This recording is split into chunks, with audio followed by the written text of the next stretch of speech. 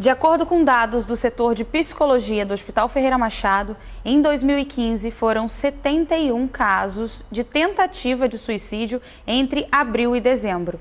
Deste total, 80% eram mulheres e 20% homens.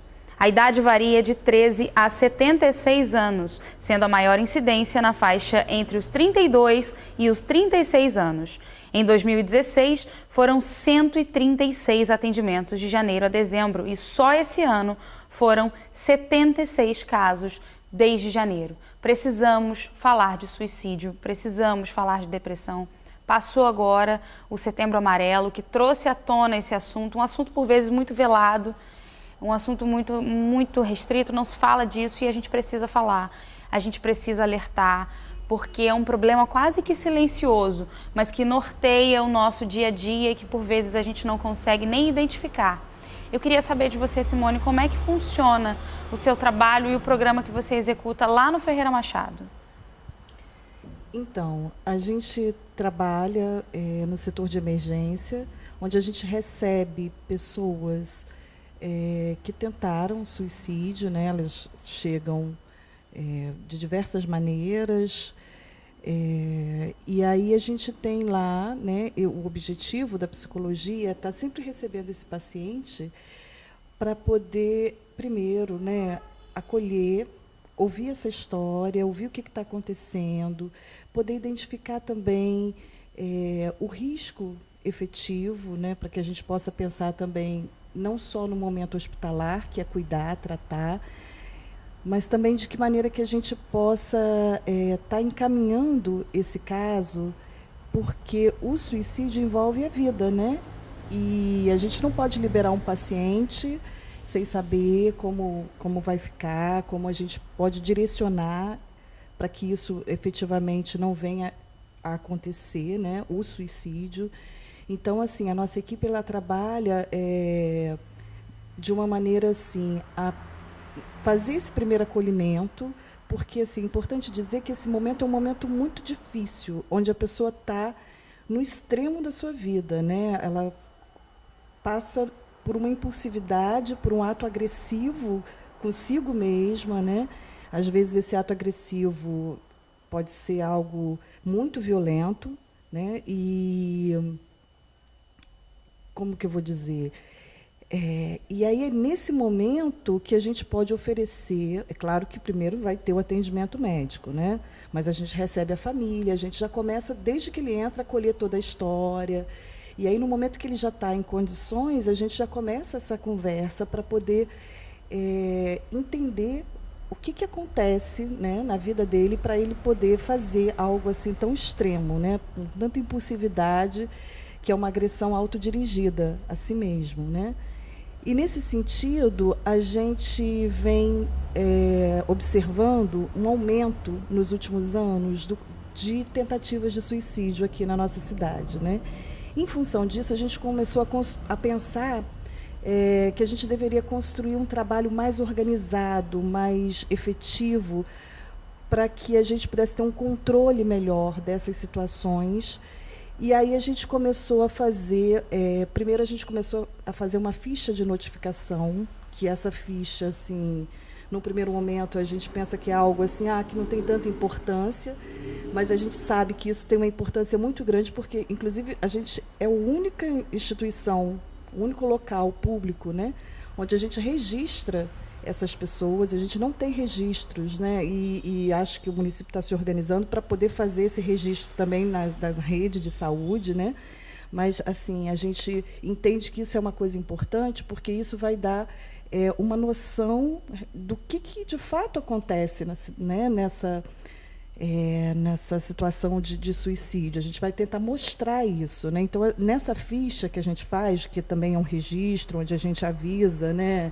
É feita pela parte do hospital, digamos assim, que notifica, né, o Ministério da Saúde.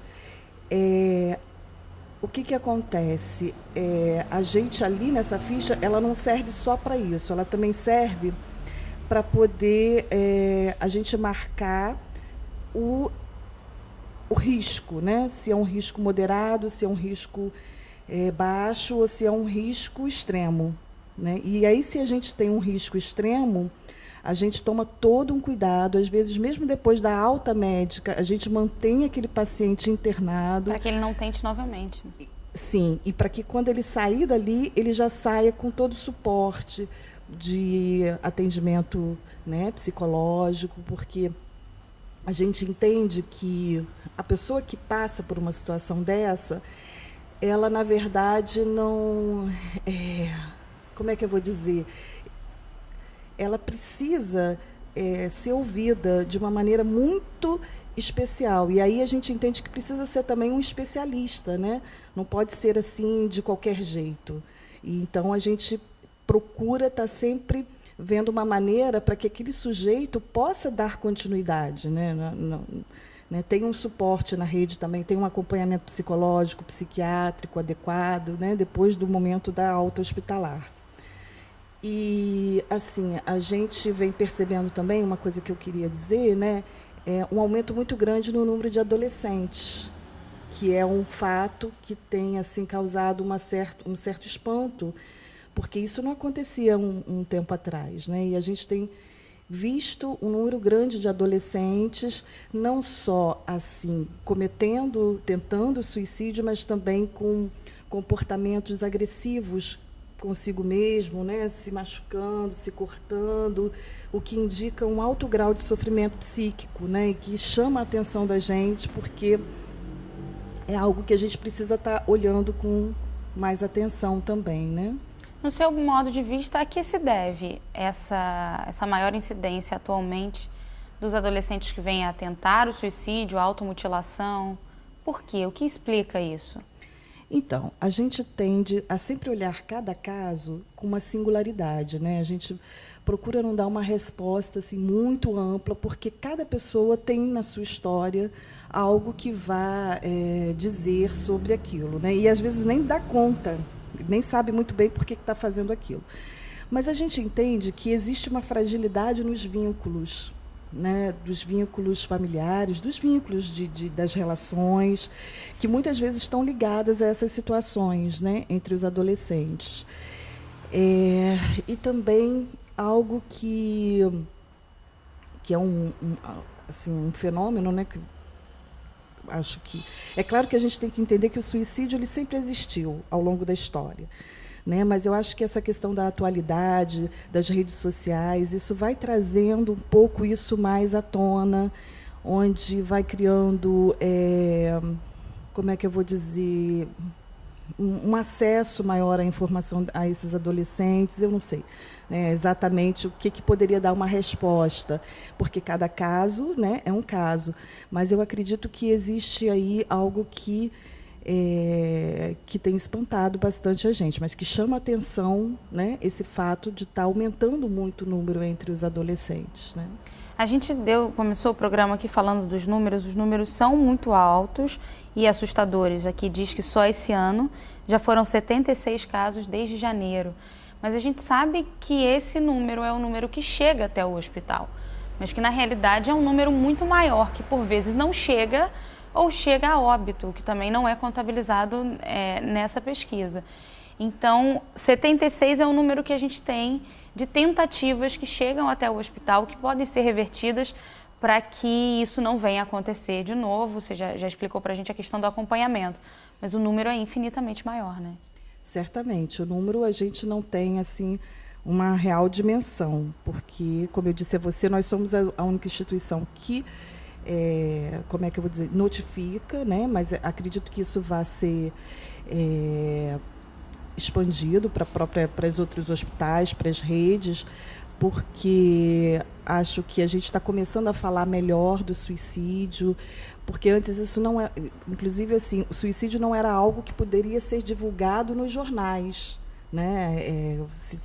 Era proibido e, por exemplo, os planos de saúde não cobrem o suicídio. Ele é cercado de muito tabu, de muita questão, né, extremamente delicada. Então, a gente poder falar disso de uma maneira, inclusive, né, no Setembro Amarelo, como você lembrou, de forma a tentar prevenir, de tentar esclarecer um pouco melhor que é preciso, de alguma maneira, entender que o sofrimento psíquico ele precisa ser visto com mais atenção, né, com menos preconceito, né? E aí eu acho que isso é uma coisa interessante de vocês, inclusive da imprensa, estarem, né, trabalhando nesse sentido, né?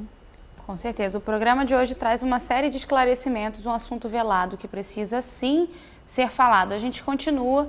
No próximo bloco, a gente vai para o intervalo e é claro que a gente vai de música, né? Hoje aqui com a gente o Benjamin. Bem-vindo, Benjamin. Prazer é meu estar mais uma vez aqui. Como sempre, um tema muito importante para a gente falar, debater. Vamos de música.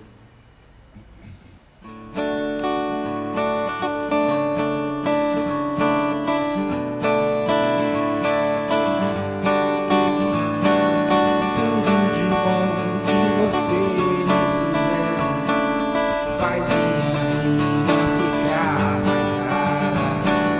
O que você faz me ajuda a provar. Põe um sorriso na minha cara, meu amor. Você me dá sorte.